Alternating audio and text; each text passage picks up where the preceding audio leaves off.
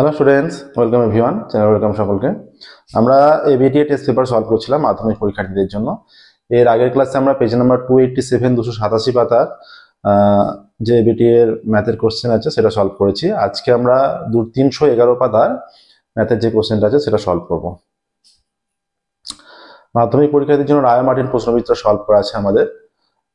সালের প্রত্যেকটা সালের ম্যাথের কোশ্চেন সলভ করা আছে 2017 থেকে। চ্যানেলের প্লেলিস্টে যাবে, তোমাদের সব রকম সুবিধা, তোমরা যা প্রবলেম সমস্ত কিছুই আমাদের চ্যানেলের প্লেলিস্টে পেয়ে যাবে।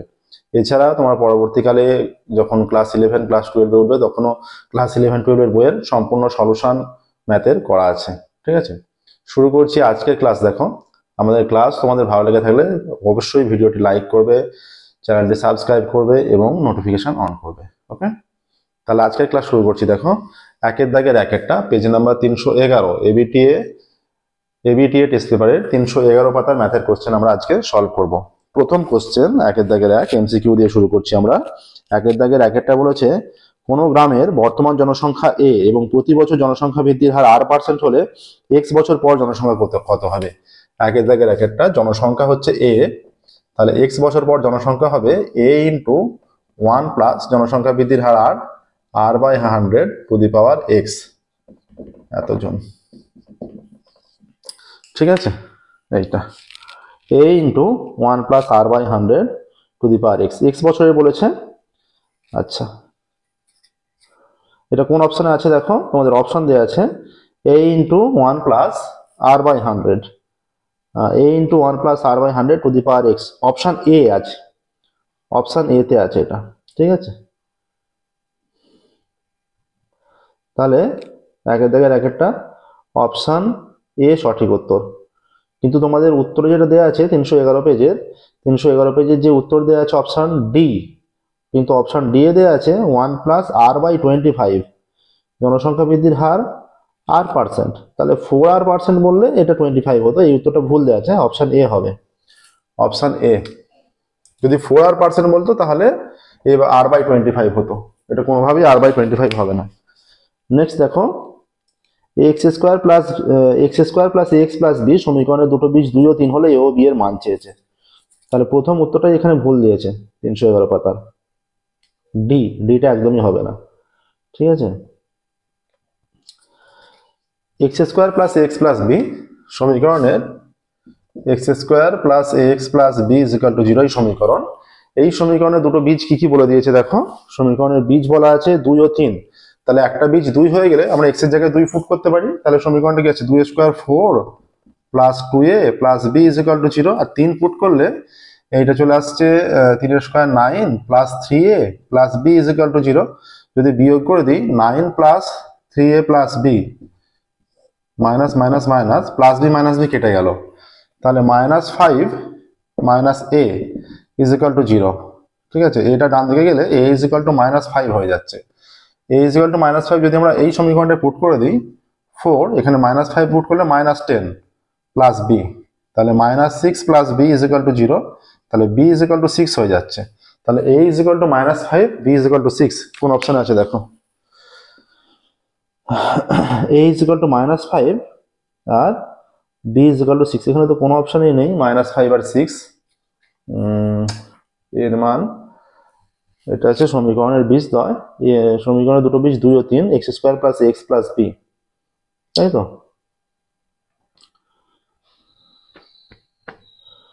আচ্ছা, আরেকবার দেখছি দেখো, x² plus ax plus b সমীকরণের দুটো বীজ 2 ও 3, 2 পুট করলে 2x4 plus 2a plus b, 3 put করলে 9 plus 3a plus b, minus করলে b কাটলো, plus b minus b, 2a minus 3a minus a, তাহলে এটা 9 থেকে 5 বিয়োগ হলে তো এটা 5ই হচ্ছে, -5ই আসছে। আচ্ছা, -5, আর সমীকরণের দুটো বীজ বলেছে 2 আর 3, তাহলে আমরা এই সমীকরণটা নিচে পুট করছি দেখো।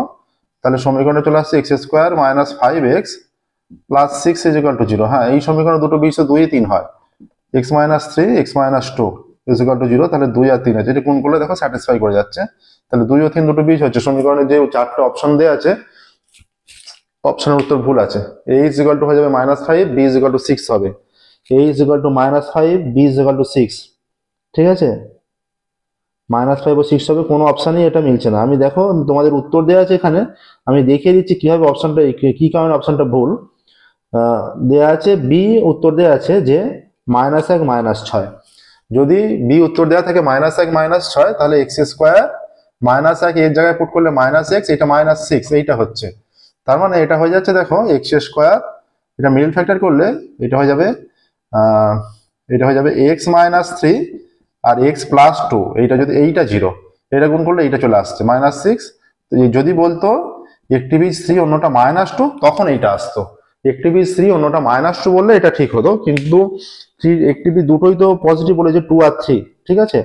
এখানে যেটা বীজ বলেছে এই উত্তরটা সঠিক হবে, বি এর উত্তরটা আসবে যদি বীজটা বলে একটি বীজ 3 অন্যটা -2 যদি বলে, তাহলে কিন্তু সঠিক উত্তর। কিন্তু যদি বলে দেয় 2 আর 3, সেক্ষেত্রে বীজ আসবে, এই সেক্ষেত্রে এ আর বি এর মান আসবে a = -5, b = 6। বোঝা গেল? তাহলে যেটা 2 আর 3 বীজ অনুযায়ী কোনোটাই অপশনে নেই, এদের যেটা অপশনে দেওয়া আছে অপশন বি সঠিক উত্তর তখন হবে যদি বীজদ্বয় বলতে হবে 3 আর -2, তখন এর মান, তখন আমরা নিতে পারবো যে অপশন বি এরটা a = -1 আর b = 6, তখন নিতে পারবো। ঠিক আছে, বীজ দিয়ে এটা আগে কারেকশন করতে হবে, 3 আর -2, 3 আর -2 হলে তবে a = -1, b = -6 তবে হবে। ঠিক আছে, বি এরটা তখন হবে। বোঝা গেল পরিষ্কার? এবার দেখো তিনেরটা কি বলেছে। তিনের বলে দেওয়া আছে এবিসি কোণ স্থূলকোণ, ত্রিভুজটির পরিকেন্দ্র ও, তাহলে AOB 50 degree, AOC 130 degree, BAC কোণের মান কত? চিত্রটা অঙ্কন করছি দেখো।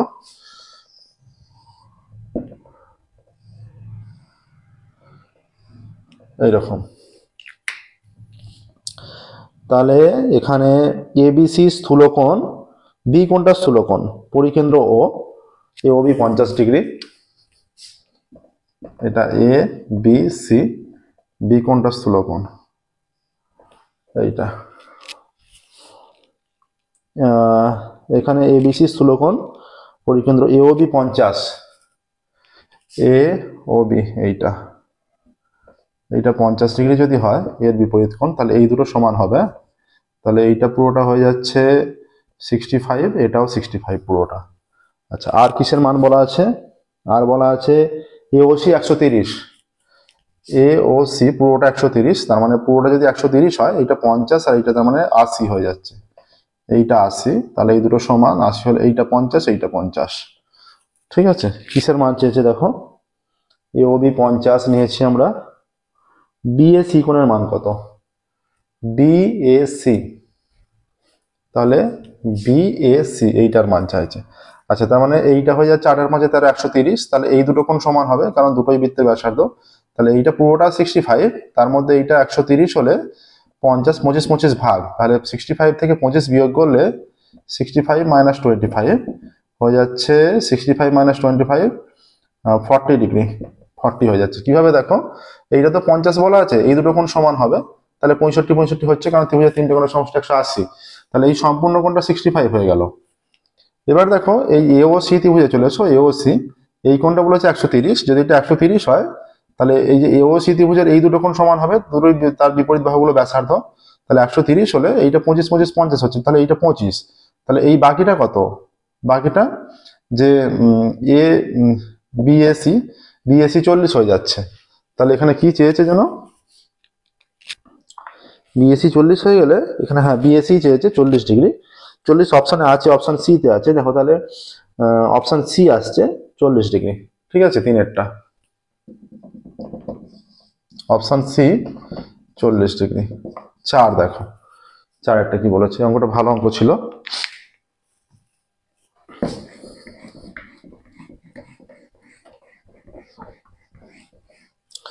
চারের কি বলেছে, 4 অঙ্ক বলে দিয়েছে tan 55 tan 35 = sin এ হলে এর ক্ষুদ্রতম, এর ন্যূনতম ধনাত্মক মান।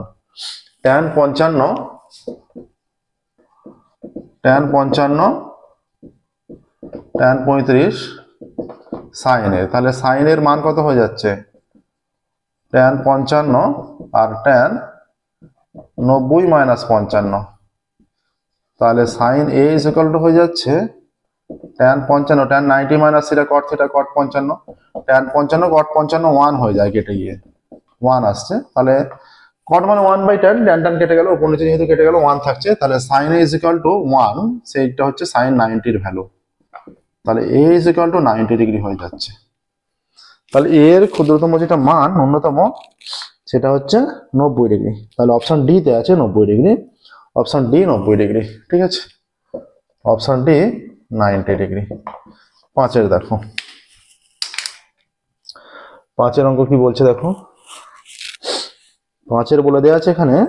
5 অঙ্ক বলেছে একটি নিরেট অর্ধগোলকের আয়তন ও তার সমগতলের ক্ষেত্রফলের সংখ্যমান সমান, তবে অর্ধগোলকের ব্যাস। নিরেট অর্ধগোলকের আয়তন আর সমগতলের ক্ষেত্রফলের সংখ্যমান সমান। অর্ধগোলকের আয়তনের সূত্র কি? 4/3 পাই r কিউব, 4/3 পাই r কিউব, এটা অর্ধগোলকের আয়তন। আর অর্ধগোলকের সমগতলের সংখ্যা 4 পাই r স্কয়ার, সমগতলের ক্ষেত্রফল 4 পাই r স্কয়ার, ঠিক আছে। তাহলে দেখো 4 পাই r স্কয়ার যদি কেটে দেওয়া হয় উভয় দিক দিয়ে, এখানে পড়ে থাকছে শুধুমাত্র r/3 ইজ ইকুয়াল টু 1, তাহলে r ইজ ইকুয়াল টু 3, ব্যাসার্ধ কত হয়ে যাচ্ছে? r is equal to 3। কি চেয়েছে এখানে? এখানে চেয়েছে যে ব্যাস হবে, তাহলে ব্যাসার্ধ 3 হলে ব্যাস হয়ে যাচ্ছে 6 একক, ঠিক আছে, অপশন বি তে আছে, অপশন বি হয়ে যাচ্ছে 6 একক। বলছে যে অর্ধগোলকের ব্যাস হবে 4.5693, অর্ধগোলকের আয়তন আর সমগতলের ক্ষেত্রফলের সংখ্যমান সমান অর্ধগোলকের ব্যাস। তাহলে 4 পাই r স্কয়ার আমরা কেটে দিয়েছি, শুধুমাত্র বাঁ দিকে r থাকছে, r/3 is equal two 1, r is equal to 3, তাহলে 2r ইজ ইকুয়াল টু 6, তাহলে অপশন বি তে আছে, অপশন বি 6 একক, অপশন বি 6 একক। এর উত্তরটাও ভুল দেওয়া আছে। 6টা দেখো, 6টা বলছে তথ্য আছে 30, 35, 34, 35, 36, 37, 38, 39, 40, এই তথ্যটা আছে। 30, তারপরে 34 থেকে শুরু, 30, 34, 35, 36, 37, 38, 39, 40, এই তথ্যটা আছে। 30, 34, 35, 36, 37, 38, 39, 40 তথ্যে ড্যাশ না থাকলে মধ্যমা বৃদ্ধি পায়, কি না থাকলে সেটাই বলা নেই। সম্ভবত এটা আমরা অন্য জায়গায় করেছি 35 না থাকলে এটা হতে পারে। 35 থাকা অবস্থায় মধ্যমা কত আর না থাকা অবস্থায় মধ্যমা কত দেখি। 1 2 3 4 5 6 7 8, 8টা পদ ছোট থেকে বড় সাজানো আছে, তাহলে এদিকে 3টে পদ, এদিকে 3টে পদ, মাঝের পদ হচ্ছে এইটা, এই দুটোর সমষ্টি বাই 2, তাহলে এইটা নর্মালি এর মধ্যপদ হচ্ছে, মধ্যমা হয়ে যাচ্ছে 36.5। এবার যদি 35 না থাকে, 35 না থাকা অবস্থায় পদ কটা? 1 2 35টা বাদ, 3 4 5 6 7, 7টা, তখন দেখো 1 2 3 3টে পদ, 1 2 3 3টে পদ, এটা হচ্ছে 37 তখন মধ্যমা। তাহলে যদি 35 না থাকে মধ্যমা বৃদ্ধি পাচ্ছে, 37 থাকা 35 থাকা অবস্থায় মধ্যমা এটা, 35 না থাকা অবস্থায় মধ্যমা এটা, তাহলে 35 না থাকলে মধ্যমা বৃদ্ধি পাচ্ছে 37 মাইনাস 36.5 সমান 0.5, মধ্যমা 0.5 বৃদ্ধি পাচ্ছে যদি 35 না থাকে। তথ্যে যদি এটা আমরা ড্যাশ না থাকলে, এই জায়গায় 35 না থাকলে লিখবে, হ্যাঁ 35 না থাকলে, কারণ এই ধরনের অঙ্ক পড়েছি আমরা আগেও, আমরা 35 না থাকলেই লিখছি। বা যদি এবার অন্য থাকে, অন্য না থাকলে উত্তর অন্য হবে, ঠিক আছে। এটা কোশ্চেনটা যেহেতু অ্যাকুরেট নেই, আমরা 35 না থাকে অবস্থায় করে দিলাম এটা 0.5, ঠিক আছে। অন্য কিছু না থাকলে তো তখন অ্যান্সার আবার চেঞ্জ হবে, ঠিক আছে। আচ্ছা নেক্সট দেখো, এবার আমরা 2 এর দাগে যাচ্ছি।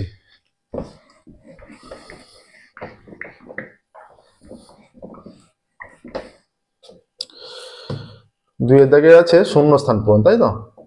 2 এর দাগে রাখে দেখো কি বলেছে, শূন্যস্থান পূরণে বার্ষিক x% সরল সুদে 12y টাকা 10 মাসের সুদ আসল।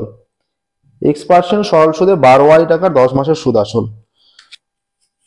10 মাস মানে 10 মাস, তার মানে 10/12 বছর, ঠিক আছে, তার মানে 5/6 বছর।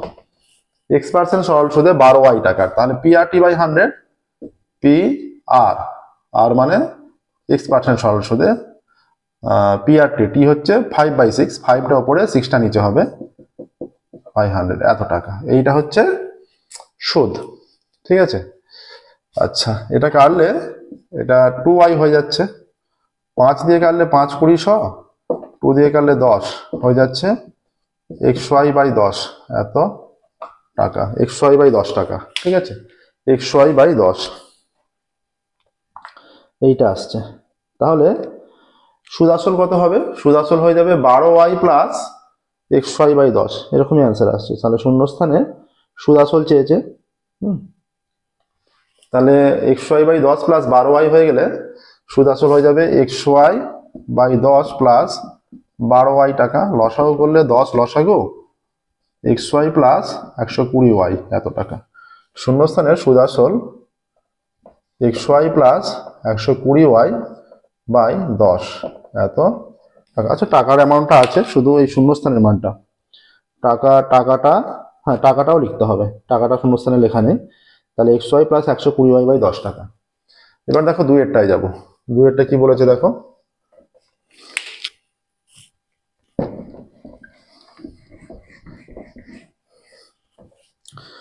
দুইয়ের অঙ্ক এখানে বলা আছে a/5, b/7, c/8।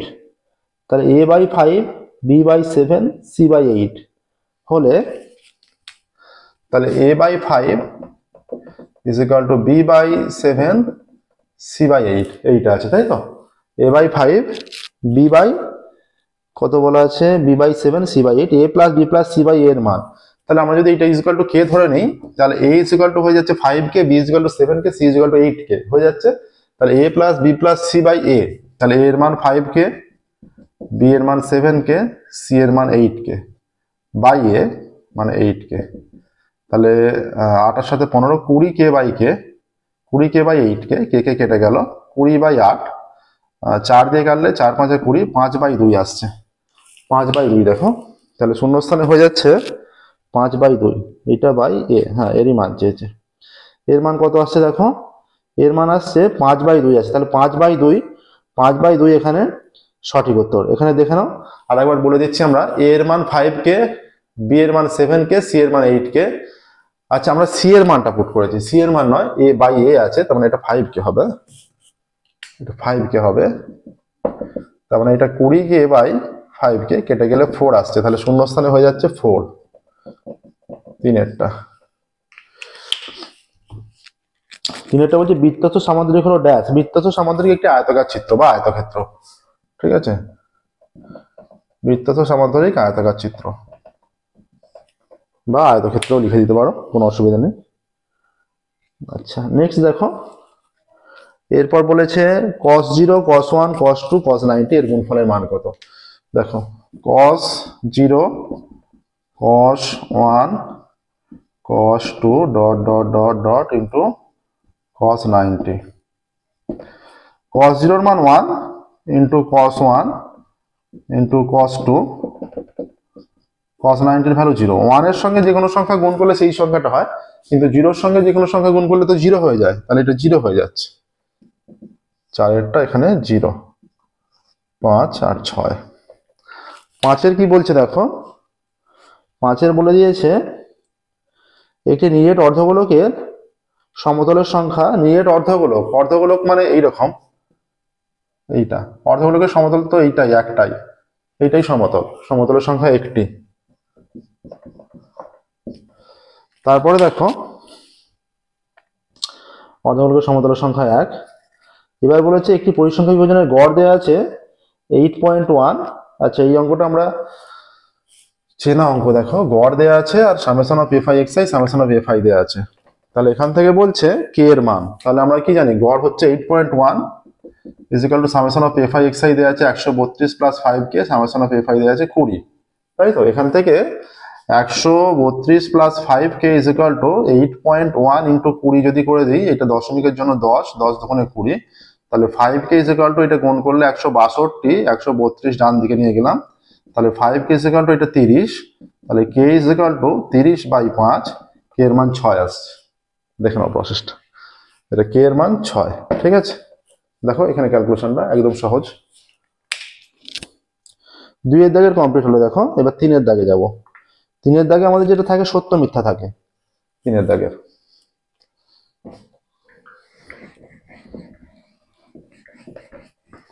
সত্য মিথ্যা থাকে। 3 দাগ নাম্বার 1-এরটা, 3 এর দাগের 1-এর সত্য মিথ্যায় যাচ্ছে। প্রথমেই বলে দিয়েছে কমলের মূলধন অমলের মূলধনের 1/1 গুণ। তাহলে অমলের ধরছি আমরা x টাকা, অমলের x, কমলের 1/1 মানে 3x/2, তাই তো? কমলের বেশি। তাদের লাভ্যাংশ বন্টনের অনুপাত ড্যাশ দেওয়া আছে। তাহলে লাভ্যাংশ বন্টন 2:3।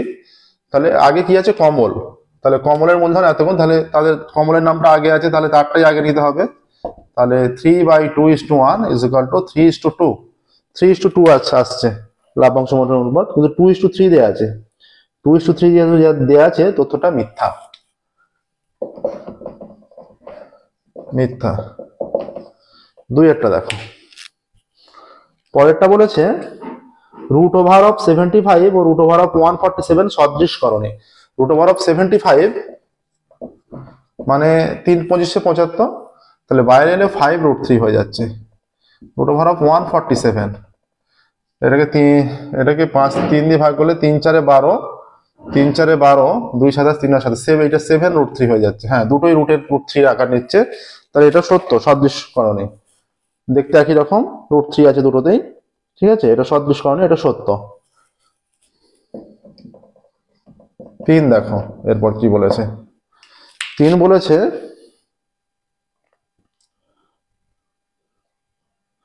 এরপর বলে দিয়েছে যে দুটি সদৃশ ত্রিভুজ সর্বদা সর্বসম হয়। সদৃশ ত্রিভুজ সর্বদা সর্বসম হবে।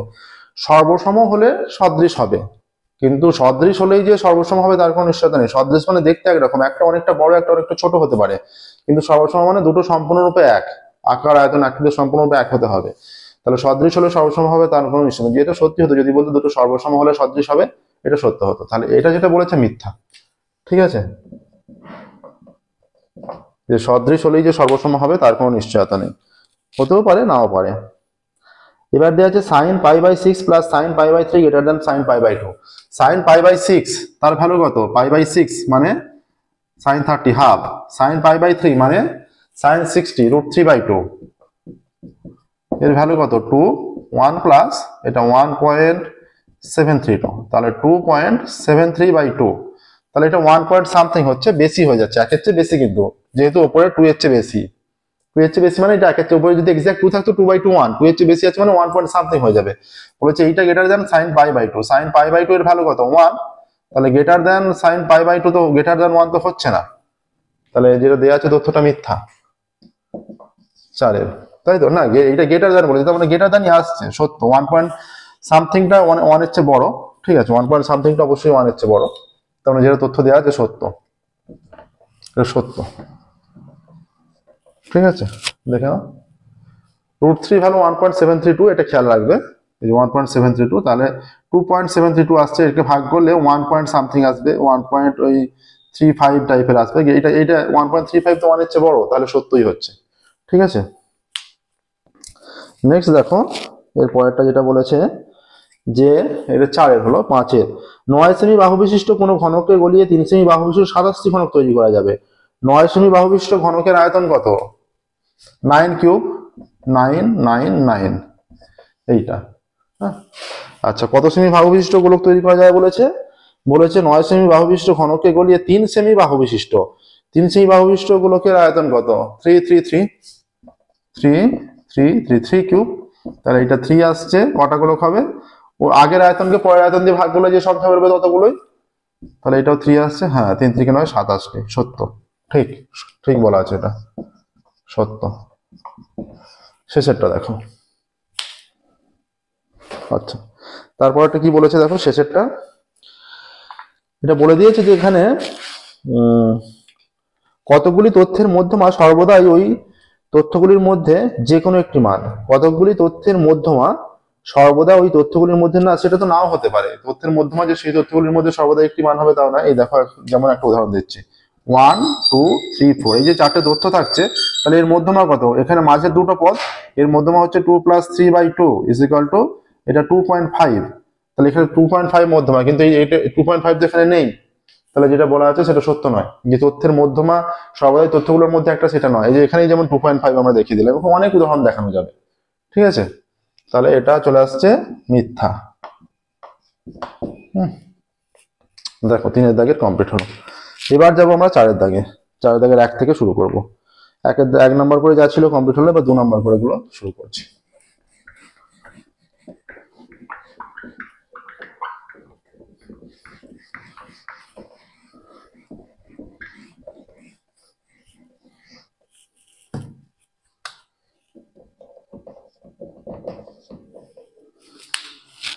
চারের দাগের একেরটা বলেছে বার্ষিক 5% সরল সুদের হারে কত টাকার মাসিক সুদ 1 টাকা তা নির্ণয় করি। আমরা ধরি আসল x টাকা, মানে x টাকার মাসিক সুদ 1 টাকা, তাই তো? ধরি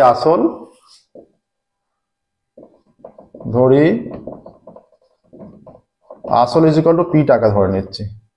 আচ্ছা, 1 মাসে সুদ 1 টাকা, মাসের সুদ 1 টাকা বলেছে, তাই তো? অতএব 1 বছরের সুদ, অতএব 1 বছরে সুদ কত? 12 মাসে 1 বছর, 12 × 1 টাকা সমান 12 টাকা। আচ্ছা, বার্ষিক সুদের হার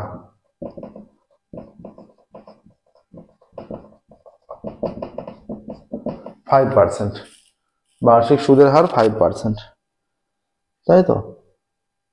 আচ্ছা, তাহলে আমরা পি টাকার 5% হারে 1 বছরের সুদ কত নির্ণয় করি, সেইটা 12 সঙ্গে সমান হবে। অতএব পি টাকার 5% সুদের হারে 1 বছরের সুদ সমান পি × 5, পি আর টি, টি মানে 1 বছর বাই 100, এত টাকা। 5টা কেটে গেলে 20 আসছে, সমান পি বাই 20 টাকা। অতএব শর্তানুসারে পি বাই 20 ইজিক্যাল টু 12। অতএব পি ইজিক্যাল টু 12 দুগুণে 24, 240। অতএব 240 টাকার, এখানে 240 অ্যান্সার আসছে। তাহলে এখানে বলে দেবে অ্যান্সারটা কি হবে। এখানে অ্যান্সার হবে যে 240 টাকার মাসিক সুদ 1 টাকা। অতএব 240 টাকার মাসিক সুদ 1 টাকা, ঠিক আছে? এবার দেখো 4এর দাগে 2-এরটা।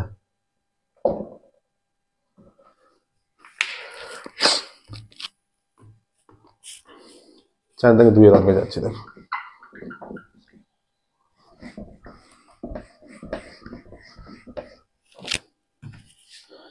দুইটা বলছে R% হার চক্রবৃদ্ধি সুদে কোনো মূলধন 8 বছরে দ্বিগুণ হলে কত বছরে তা 4 গুণ হবে।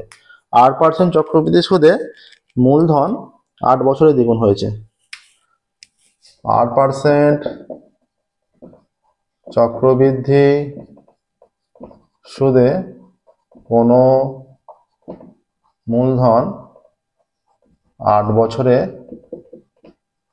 দ্বিগুণ হয়েছে। ধরি আসল বা মূলধন, ধরি মূলধন ইজিক্যাল টু পি টাকা।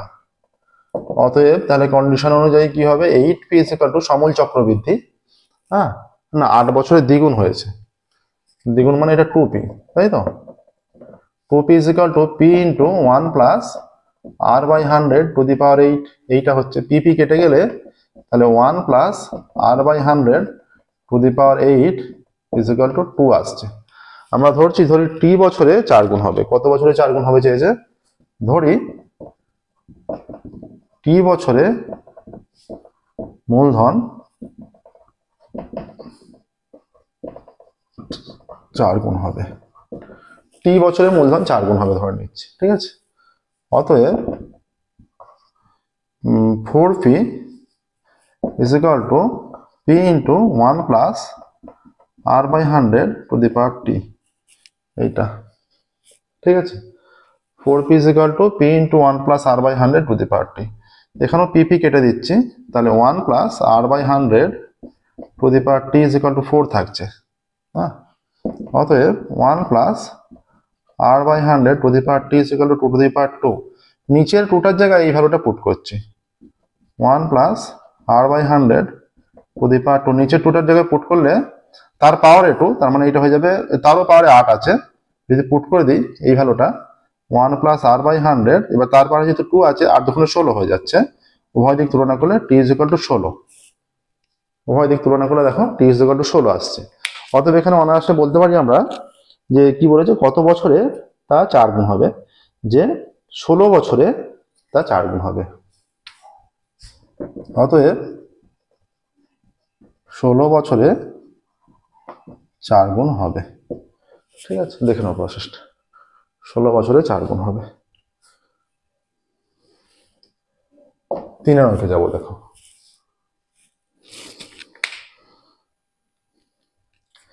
3 অঙ্ক একটা সমীকরণ দেওয়া আছে, সেই সমীকরণে বীজদ্বয়ের সমষ্টি শূন্য বলা আছে।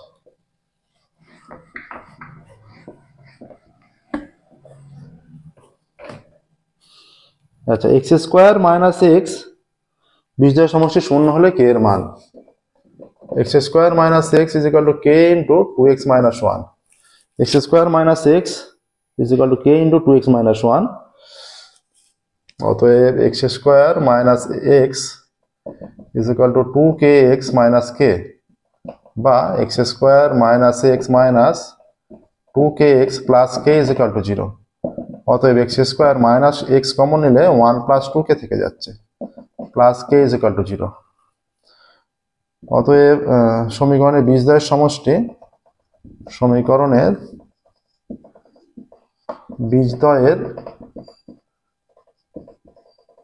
সমষ্টি minus B by A minus of minus into 1 plus 2k by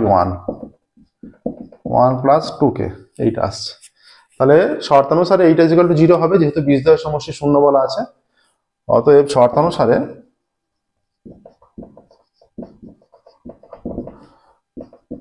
1 plus 2k is equal to 0, বা 2k is equal two minus 1, বা k is equal two minus half. অতএব k এর মান মাইনাস হাফ, এইটা আসছে, k এর মান minus half. দেখো k এর মান আসছে মাইনাস হাফ। দেখে নাও প্রসেসটা। 3 অঙ্ক হয়ে গেল। নেক্সট দেখো 4 অঙ্কে যাব। 4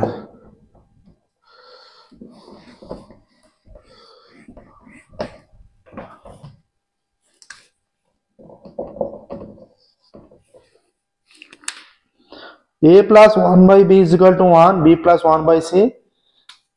আচ্ছা, a plus 1 by b is equal to 1, b plus 1 by c is equal to 1। ঠিক আছে, আচ্ছা তাহলে c plus 1 by এর মান চেয়েছে।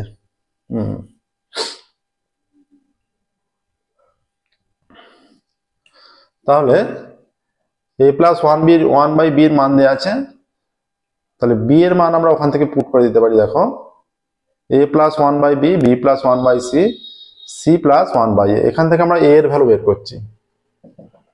ঠিক আছে, a is equal to 1 minus 1 by b, বা a is equal to b লসাগু b minus 1, আর এখান থেকে অতএব 1 by c is equal to 1 minus b, অতএব c is equal to 1 by 1 minus b।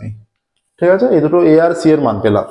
অতএব c plus 1 by মান চেয়েছে, c plus 1 by a is equal to c এর মান কত, 1 by 1 minus b plus 1 by b minus 1 by b is equal to 1 by 1 minus b plus এটা উল্টে গেলে b by b minus 1। তাহলে 1 minus b লসাগু, তাহলে এটা 1, এটা মাইনাস b হয়ে যাবে, কারণ এটা b minus 1 আগে, এটা 1 আগে। ঠিক আছে, তাহলে একটা মাইনাস এদিক ওদিক আছে, তাহলে মাইনাস দিয়ে গুণ হয়ে যাবে, ওপর নিচে কেটে গিয়ে 1 আসছে। অতএব c plus 1 by a এর মান 1, c plus 1 by a এর মান 1। দেখো প্রসেসটা দেখে নাও, c plus 1 by a এর মান 1 আসছে। ঠিক আছে, নেক্সট দেখো, এবার আমরা পরেরটা অর্থাৎ 5 দাগে যাব।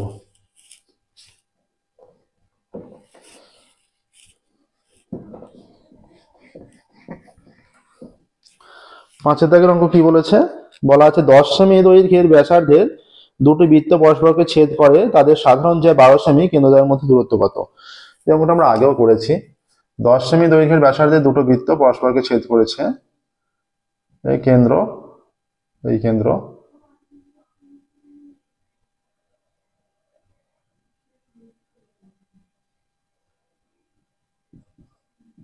পি ও কিউ কেন্দ্রীয় বৃত্ত এ ও বি বিন্দুতে ছেদ করেছে, এই এ বি যাটাই সাধারণ জ্যা। ঠিক আছে, পি ও কিউ কেন্দ্রীয় দুটি বৃত্ত পরস্পরকে এ ও বি বিন্দুতে ছেদ করেছে। পি ও কিউ কেন্দ্রীয় দুটো বৃত্ত পরস্পরকে এ ও বি বিন্দুতে ছেদ করেছে। এ বি উভয়ের সাধারণ জ্যা, এ বি উভয়ের সাধারণ জ্যা। ঠিক আছে, এ বি উভয়ের সাধারণ জ্যা। তাহলে এখানে পি আর লম্ব এ বি, অতএব বা পি আর লম্ব এ বি, ঠিক আছে, এ বি সমান 12 সেমি বলা আছে। অতএব P R is equal to R Q is equal to 6 সেমি হবে, সমান দুভাগে ভাগ হয়ে যাবে। ঠিক আছে, যার উপর লম্ব হলে ব্যাসার্ধ কেন্দ্রগামী লম্ব সমান দুভাগে ভাগ করে দেয় যেটাকে। এবার দেখো A P is equal to A Q is equal to 10 সেমি বলা আছে। অতএব ত্রিভুজ এ পি আর সমকোণী ত্রিভুজ থেকে কি পাচ্ছি আমরা? সমকোণী ত্রিভুজ থেকে পাই, এটা তো সমকোণী ত্রিভুজ হয়ে যাবে, কারণ এই কোণটা 90 ডিগ্রি কোণ, যে এটা লম্ব এরা। ঠিক আছে, সমকোণী ত্রিভুজ থেকে পাচ্ছি আমরা যে পি আর তার স্কোয়ার প্লাস এ আর তার square is equal to A P square. ঠিক আছে, পি আরটা আমরা অজানা, P R square plus A R কত? A R 6 is equal to 10 square, P R square plus এইটা। অতএব P R square is equal to 100 minus 36, অতএব পি আর তার স্কোয়ার ইজ ইকুয়াল টু 64। ঠিক আছে, অতএব P R is equal to plus minus 8, অতএব P R সমান 8 সেমি। একইভাবে অতএব R Q is equal to 8 সেমি, অতএব P Q is equal to P R plus R Q সমান 8 সেমি প্লাস 8 সেমি সমান 16 সেমি। ঠিক আছে, এইটা আসছে দেখো। অতএব বৃত্ত দুটির কেন্দ্রদ্বয়ের মধ্যে দূরত্ব, অতএব বৃত্ত দুটির কেন্দ্রদ্বয়ের মধ্যে দূরত্ব 16 সেমি। এটাই আনসার। দেখো, বৃত্ত দুটির কেন্দ্রদ্বয়ের মধ্যে দূরত্ব 16 সেমি।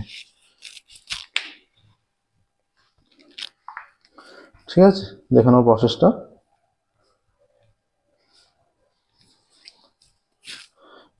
তারপরেরটা 6 বলেছে 16 সেমি ব্যাসার্ধ বিশিষ্ট একটি বৃত্তের কেন্দ্র থেকে 17 সেমি দূরে অবস্থিত বহিঃস্থ বিন্দু থেকে ওই বৃত্তের উপর অঙ্কিত স্পর্শকের দৈর্ঘ্য কত? নেক্সট দেখো 6 অঙ্কটা কি বলছে?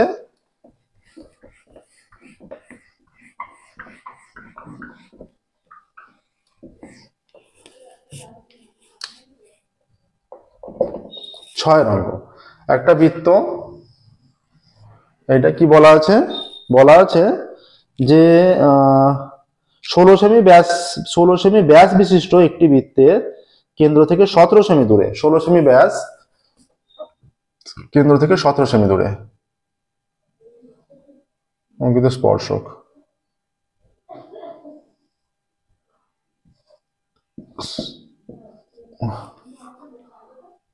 এটা 16 সেমি ব্যাস হলে এটা ব্যাসার্ধ 8 সেমি হয়ে যাবে, আর কেন্দ্র থেকে এটা 17 সেমি দূরে। ঠিক আছে, ধরা যাক ও কেন্দ্রবৃত্তের ব্যাস সমান 16 সেমি। অতএব ও কেন্দ্রীয় বৃত্তের ব্যাসার্ধ is equal two 16/2 semi is equal to 8 semi. ঠিক আছে, আচ্ছা, ও এ ইজ ইকুয়াল টু 17 সেমি বহিঃস্থ বিন্দু। আচ্ছা, এখানে ও বি পারপেন্ডিকুলার এ বি, অতএব ত্রিভুজ এ ও বি সমকোণী ত্রিভুজ থেকে পাই সমকোণী ত্রিভুজ থেকে পাই, তাহলে এইটা সমকোণ হলে এইটা অতিভুজ হয়ে যাচ্ছে, তার বিপরীত বাহুটা অতিভুজ হয়ে যাচ্ছে। তাহলে OB square plus AB square is equal two OA square. ঠিক আছে, এটা সহজ অঙ্ক দিয়েছে। OB is equal to 8 plus AB square is equal two OA is equal two 17। তাহলে 64 plus AB square is equal two 289। অতএব AB square is equal two 289 minus 64। অতএব AB square is equal two 225। অতএব AB is equal to plus minus 15। অতএব AB সমান 15 হয়ে যাচ্ছে। ঠিক আছে, অতএব তাহলে স্পর্শকের দৈর্ঘ্য, এটা পজিটিভটা গ্রাহ্য হবে, উত্তর লিখবে স্পর্শকের দৈর্ঘ্য 15 সেমি। ঠিক আছে, দেখো প্রসেসটা একদম সহজ অঙ্ক, এটা এত সহজ অঙ্ক সাধারণত দেয় না। স্পর্শকের দৈর্ঘ্য আসছে 15 সেমি। বলেছে বৃত্তের অঙ্কিত স্পর্শকের দৈর্ঘ্য কত? স্পর্শকের দৈর্ঘ্য 15 সেমি। এবার 7এরটা দেখো, 7এর অঙ্ক কি বলেছে।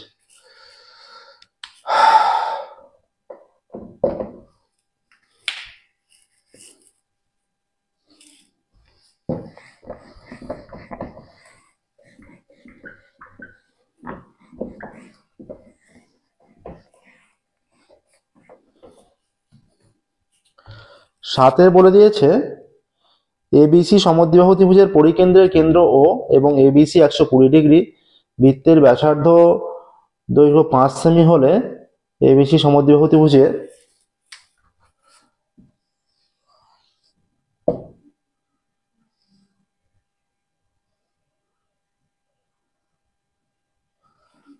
ABC সমদ্বিবাহু ত্রিভুজের পরিকেন্দ্রের কেন্দ্র O, ABC কোণ 120 ডিগ্রি, ABC এই কোণটা 120। হ্যাঁ, আচ্ছা, এটা সমদ্বিবাহু ত্রিভুজ, তার মানে AB সমান AC। এটা যেহেতু স্থূলকোণী ত্রিভুজ হয়ে যাচ্ছে, স্থূলকোণী সমদ্বিবাহু ত্রিভুজ, তাহলে এর কেন্দ্র, পরিকেন্দ্রের কেন্দ্র ত্রিভুজের বাইরে অবস্থিত হবে। ব্যাসার্ধ 5 সেমি হলে এখানে কি চেয়েছে? B কোণ, এইটা হয়ে যাচ্ছে সমদ্বিবাহু ত্রিভুজের পরিকেন্দ্রের কেন্দ্র O এবং ABC কোণ 120 ডিগ্রি, ব্যাসার্ধের দৈর্ঘ্য 5 সেমি হলে AB বাহুর দৈর্ঘ্য নির্ণয় করো। বলা আছে ABC কোণ 120 ডিগ্রি, এটা ব্যাসার্ধটা 5 সেমি, তাহলে এইটাও তাই। ঠিক আছে, আচ্ছা, তাহলে এইটা 5,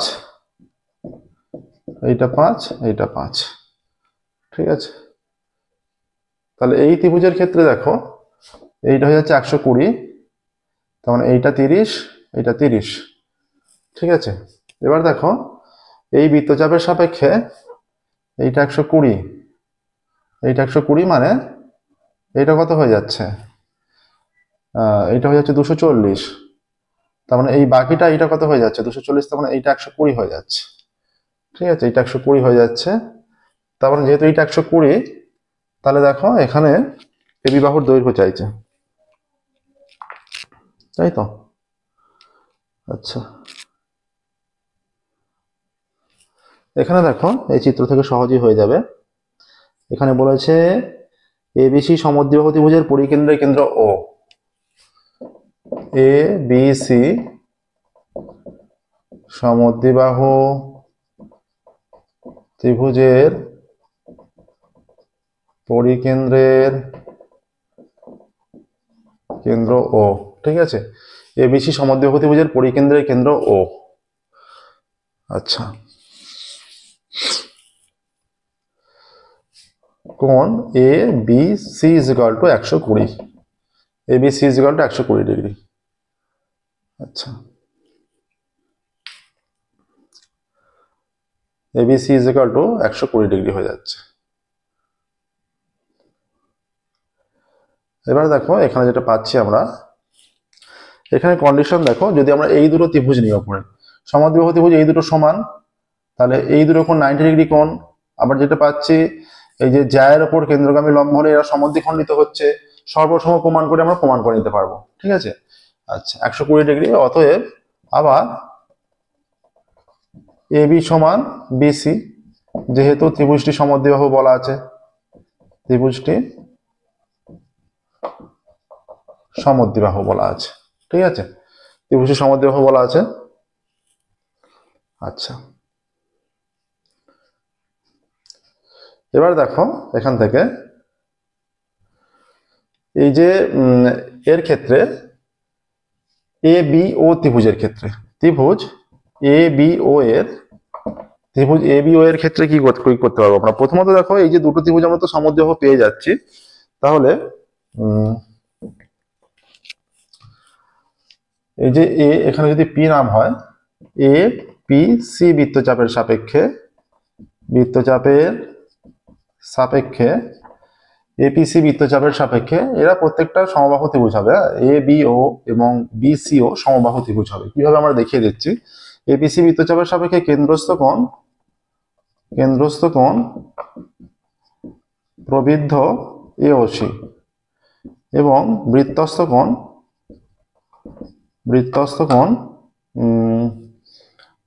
কোণ হয়ে যাচ্ছে, বৃত্তস্থ কোণ শুধু এটা এবিসি। অতএব প্রবৃদ্ধ এওসি সমান 2 এবিসি সমান 2 ইন্টু 120 সমান 240 ডিগ্রি। অতএব শুধু এওসি কত? শুধু AOC is equal two 360 degree minus 240 degree সমান 120 ডিগ্রি। তাহলে এইটাও 120 ডিগ্রি হয়ে গেল। এটা আমরা নির্ণয় করলাম। দেখো এবার কি হবে, এবার আমরা যেটা পাবো, এই দুটো ত্রিভুজ নিচ্ছি, এই দুটো ত্রিভুজ এরা সর্বসম প্রমাণ করছে। অতএব ত্রিভুজ ABO প্রতিভুজ BCO এর OB সাধারণ বাহু, ঠিক আছে, OB সাধারণ বাহু। আর দেখো AB সমান BC, আর এই যে OA is equal two OC। অতএব ত্রিভুজ ABO সর্বসম BCO। এবার দুটো ত্রিভুজ যদি সর্বসম হয় তাহলে এই দুটো কোণ সমান, পুরো কোণটা 100। অতএব কোণ ABO সমান কোণ CBO is equal to 120 degree by 2 সমান 60 ডিগ্রি হয়ে যাচ্ছে। এই সম্পূর্ণ কোণটা 120 ছিল, এর দুটো ত্রিভুজ দুটোকে আমরা সর্বসম প্রমাণ করেছি, তার মানে দুটো পার্টে ভাগ হবে, এইটা 60 এইটা 60। এইখানেও দেখো আবার কোণ AOB সমান কোণ COB, এটাও 120 ডিগ্রি দেখিয়েছি, এইটা ইজ ইকুয়াল টু 120 বাই 2, এটাও 60 ডিগ্রি হয়ে যাচ্ছে।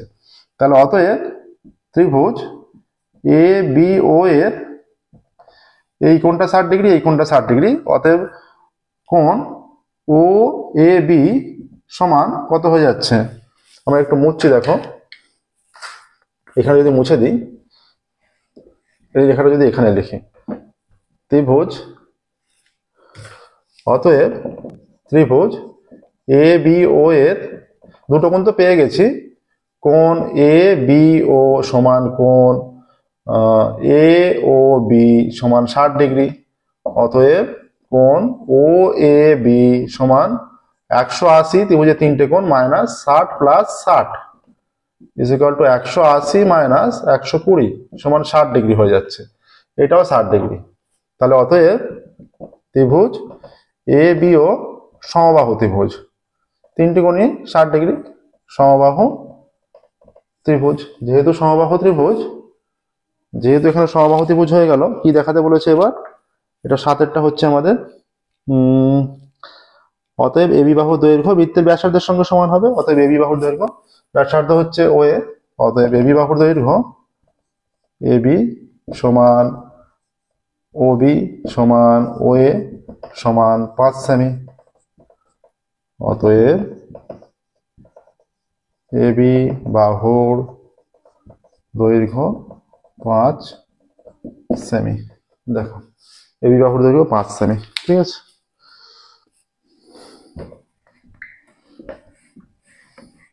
এই প্রসেসটা অবলম্বন করতে হবে, অঙ্কটা একটু বড়, ঠিকঠাক ভাবে করতে গেলে এইভাবেই করতে হবে, ঠিক আছে।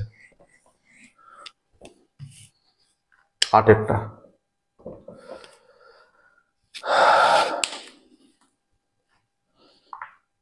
8 কি বলা আছে? বলা আছে tan theta is equal two 4/3 হলে sin theta plus cos theta কত? tan theta is equal two 4/3 অনেক ভাবে করা যাবে। এটা sin বাই cos করে ভেঙে করতে পারো, sin বাই cos করে ভেঙে করলে 4k 3k ধরে নিয়ে এইভাবে হবে। ঠিক আছে, k এর মানটা বের করে নিলে আমরা জানি sin square theta plus cos square theta মান, ওখান থেকে k এর মান বের করে নিয়ে পুট করে দিলে সেইভাবেও হবে। আচ্ছা, ওইভাবেই করে দিচ্ছি। অতএব sin theta by cos theta is equal to, আরো একটা ভাবে হবে, আমরা জানি sec square theta minus tan square theta সমান 1। সেখানে tan এর ভ্যালু পুট করে দিয়ে sec এর থিটার ভ্যালু নিলে sec পেয়ে গেলে মানে cos পেয়ে গেলে, cos পেয়ে গেলে মানে সেখান থেকে sin পেয়ে যাবে, মান পুট করে দিলেই হবে। ঠিক আছে, তাহলে এখান থেকে অতএব আমরা ধরে নিচ্ছি, ধরি sin theta by 4 is equal to cos theta by 3 is equal to k, k not equal to 0 আমরা ধরছি। কি অপশনটা ধ্রুবক, আর একটা ধ্রুবক লিখে দিচ্ছি। অতএব sin theta is equal to 4k আর cos theta is equal to 3k। আচ্ছা, আমরা জানি, কি জানি? আমরা জানি sin square theta plus cos square theta 1, তাহলে 4k তার স্কয়ার প্লাস 3k তার স্কয়ার ইজ ইকুয়াল টু 1। অতএব 16k square plus 9k square is equal two 1। অতএব 25k square is equal two 1। অতএব k স্কয়ার, এটা 0 নয় 1, 25k square is equal two 1/25, এটা 1। অতএব k is equal to plus minus 1/5, অতএব k is equal two 1/5 আসছে। অতএব sin theta is equal to, k এর ভ্যালুটা পুট করে দিলে 4 × 1/5, তার মানে আসছে 4/5, আর cos theta is equal two, এটা হয়ে যাচ্ছে 3/5। অতএব sin theta plus cos theta is equal two, sin থিটার ভ্যালু 4/5, cos থিটার ভ্যালু 3/5, 5 লসাগু 4 প্লাস 3, এটা আছে 7/5। অতএব sin theta plus cos theta এর মান আসছে 7/5 আসছে। দেখো, sin থিটা প্লাস cos থিটার মান 7/5। যে মান দেয়া আছে সেই মান অনুযায়ী sin থিটা প্লাস cos থিটার মান 7/5। নেক্সট দেখো, 9 অঙ্কে যাব। 9 অঙ্ক কি বলেছে? 732 ডিগ্রিকে ডিগ্রি ও মিনিটে প্রকাশ করলে প্রকাশ করো। আচ্ছা, 732 কি আছে? 732 মিনিট, তাই তো? 732 মিনিটকে ডিগ্রি ও মিনিটে প্রকাশ করতে বলেছে। এটা ত্রিকোণমিতির চ্যাপ্টার অঙ্ক, তাই তো? ত্রিকোণমিতি যেটা ফার্স্ট চ্যাপ্টার একদম, যে সম্পর্কিত আলোচনা, সেই চ্যাপ্টার অঙ্ক।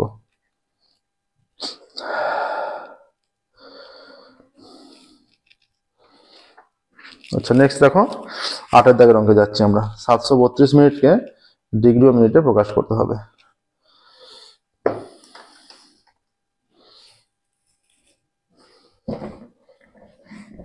এটা কত দাগের হলো?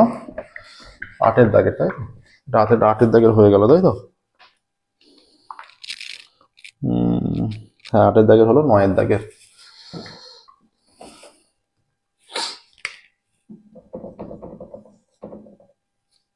(732 মিনিট ইজ ইকুয়াল টু, এবার 732 মিনিটকে যদি 60 দিয়ে ভাগ করা হয়, 732, 60 60, রাফটা রাখবে।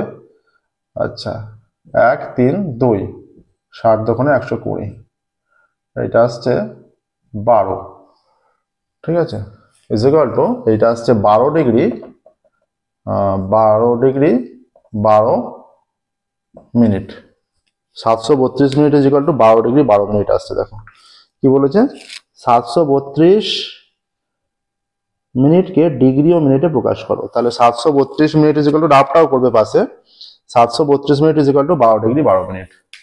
এটা একদমই সহজ অঙ্ক দিয়েছে। দেখো, তাহলে 732 মিনিট, এত মিনিটের মান হবে এত মিনিট। অতএব এত মিনিটের মান হবে 12 ডিগ্রি 12 মিনিট। ঠিক আছে, নেক্সট দেখো, এটা 9 এর হয়ে গেল 10 এর অঙ্ক।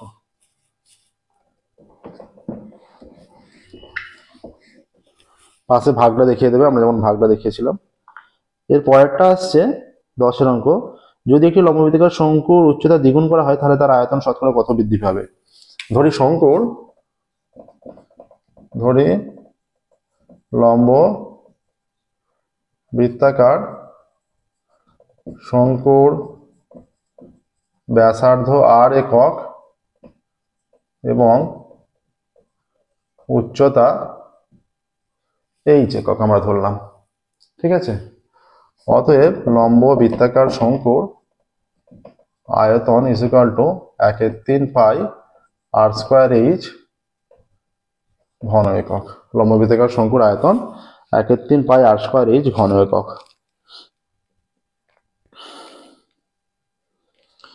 উচ্চতা দ্বিগুণ করলে শঙ্কুর আয়তন হবে,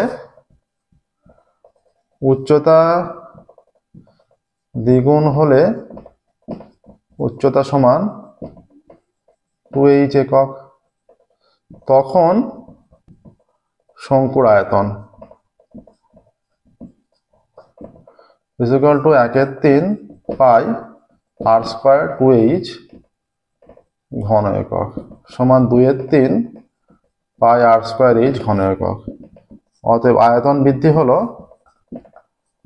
আয়তন বৃদ্ধি equal to 2/3 pi r square h minus 1/3 pi r square h এত ঘন একক ইকুয়াল টু 3 লসাগু 2 pi r square h minus pi r square h ঘন একক equal to pi r square h by 3 ঘন একক। তাহলে আয়তন কত বৃদ্ধি পাচ্ছে? অতএব আয়তন প্রাথমিকের উপর, প্রাথমিক কত ছিল এইটা, অতএব আয়তন 1/3 পাই r স্কয়ার h এত ঘন এককে বৃদ্ধি পায় 1/3 পাই r স্কয়ার h। এক ঘন এককে বৃদ্ধি পায় এইটা বাই এইটা 1/3 pi r square h by 1/3 pi r square h, ঠিক আছে। আর 100 বৃদ্ধি পায়, 100 ঘন এককে বৃদ্ধি পায় এইটা ইন্টু 100, এটা লিখবে এখানে 1/3 pi r square h into 100 by 1/3 pi r square h, এইটা কেটে গেল ইকুয়াল টু 100 আসছে, 100, ঠিক আছে। 100 যখন লিখছো এখানে পার্সেন্টেজ চলে আসবে। অতএব উচ্চতা দ্বিগুণ করলে আয়তন বৃদ্ধি পাবে 100%, এটাই অ্যান্সার। ক্যালকুলেশনটা দেখে নাও ভালো করে।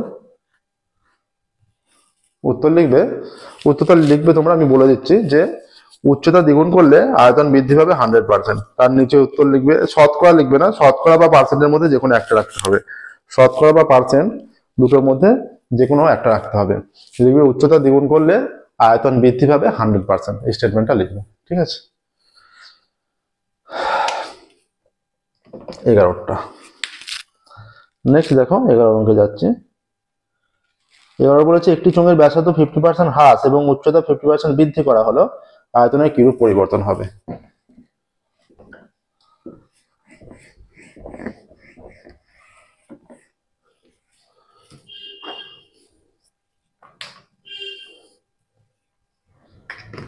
চোঙের ব্যাসার্ধ 50% হ্রাস বলেছে, তাই তো, 50% মানে অর্ধেক হয়ে যাবে।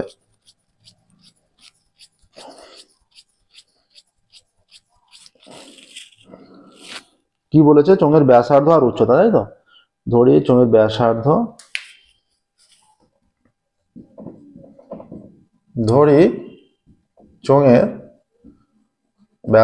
ইকুয়াল টু r একক এবং উচ্চতা ইকুয়াল টু h একক। অতএব চোঙের আয়তন কত তখন? পাই r স্কয়ার h এত ঘন একক তখন, ঠিক আছে। এবার 50% হ্রাস পেলে আয়তন কতটা? 50% বলছে ব্যাসার্ধ 50% হ্রাস পেলে ব্যাসার্ধ হবে, 50% হ্রাস পেলে ব্যাসার্ধ equal to r minus r into 50/100 এত একক। কেটে গেলে 2 আসছে, r মাইনাস r বাই 2 একক সমান আর 2 লসাগু 2r মাইনাস r একক সমান r/2 একক। তাহলে ব্যাসার্ধ হ্রাস পাওয়ার পর এইটা ব্যাসার্ধ হয়ে যাচ্ছে। তাহলে উচ্চতা 50% বাড়লে উচ্চতা কত? উচ্চতা 50% বাড়লে উচ্চতা, আর হ্রাস পেল বলে মাইনাস হয়েছিল, আর বাড়লে যোগ হবে h ইন্টু 50/100 এত একক সমান কেটে গেলে 2 আসছে h প্লাস h/2 এত একক। 2 লসাগু 2h প্লাস h একক সমান 3h/2 একক। এখন আয়তন কত? অতএব এখন আয়তন পাই আর স্কোয়ার h, পাই আর স্কোয়ার মানে এটা কমে গিয়ে r/2 হয়ে গেছে, ইন্টু 3h/2 এত ঘন একক, pi into R square by 4 into 3h/2 ঘন একক সমান হয়ে যাচ্ছে 3 pi R square h by 4 দুগুণে 8 এত ঘন একক। 3 pi R square h by 8 ঘন একক। তাহলে কি বলেছে? চোঙের আয়তনের কিরূপ পরিবর্তন হবে। তাহলে আয়তনটা আমরা দেখতে পাচ্ছি কমে যাচ্ছে, আয়তন কমছে, মানে উপরে 3 আছে নিচে 8 আছে, মানে আয়তন কমছে। তাহলে আয়তন কতটা কমছে?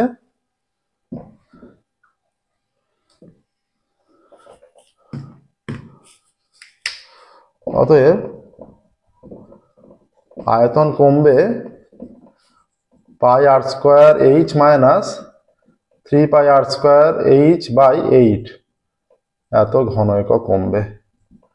8 লসাগু 8 pi R square h minus 3 pi R square h ঘন একক 5 pi R square h by 8 ঘন একক। ঠিক আছে, তাহলে এবার দেখো আয়তন, অতএব আয়তন পাই আর স্কোয়ার h এত ঘন এককে হ্রাস পায়। এইটা হচ্ছে প্রাথমিক, হ্রাস পায় বৃদ্ধি সবসময় প্রাথমিকের উপর।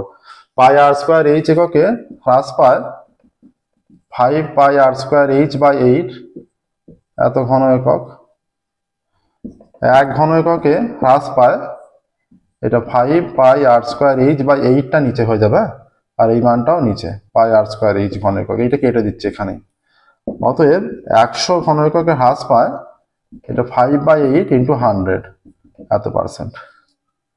আচ্ছা, 4 দিয়ে কাটলে 4 দুগুণে 8, 4 পঁচিশে 100, তাহলে 125/2%। 6 দুগুণে 12, 2 দুগুণে 4, 62.12%। তাহলে আয়তন হ্রাস পাবে 62.12% হ্রাস পাচ্ছে। দেখো, অতএব আয়তন কমবে 62% তাহলে উচ্চতা, ব্যাসার্ধ হ্রাস এবং উচ্চতা বৃদ্ধি করলে চোঙের কি হচ্ছে, এটা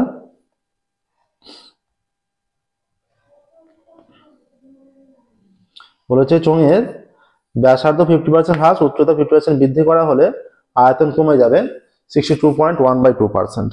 নেক্সট দেখো 12 অঙ্ক, লাস্ট অঙ্ক আজকের পেজের।